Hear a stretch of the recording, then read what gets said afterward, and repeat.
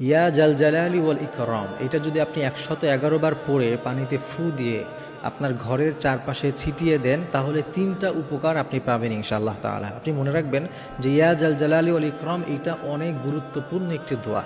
এই দোয়াটিতে আল্লাহ তাআলা অনেক ফজিলত রেখেছেন, অনেক কিছু এই দোয়ার মধ্যে আল্লাহ তাআলা রেখেছেন। এজন্য আপনি এই দোয়ার আমল সবসময় করবেন।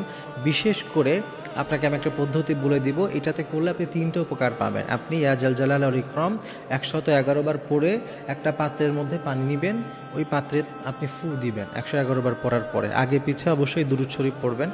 ফু দেওয়ার পরে ঘরের চারপাশে যদি আপনি ছিটিয়ে দেন, তাহলে 1 নম্বরে দুষ্টু জিনের উপদ্রব থেকে আল্লাহ তাআলা আপনাকে রক্ষা করবেন। ওই বাসায় যত সদস্য থাকে তারা রক্ষা পাবে। যদি আপনি বাসার চারপাশে আপনার যতগুলো ঘর আছে ঘরে ছিটিয়ে দিলেন, বাসার চারপাশে ছিটিয়ে দিলেন, দুষ্টু জিনের উপদ্রব থেকে আপনি বাঁচবেন। 2 নম্বরে বিভিন্ন রকমের বিপদ আপদ থেকে আল্লাহ তাআলা আপনাকে রক্ষা করবেন। এবং 3 নম্বরে সংসারের যত অশান্তি আছে এগুলো থেকে আল্লাহ তাআলা আপনাকে দূরে রাখবেন, যদি আপনি এটার আমল করতে পারেন। অনেক সময় দেখবেন বাসা বাড়িতে বাচ্চারা আছে যারা খাবার খেতে চায় না, রাতের বেলা ঘুমোতে গেলে কান্নাকাটি করে। অনেক সময় আপনার নিজেও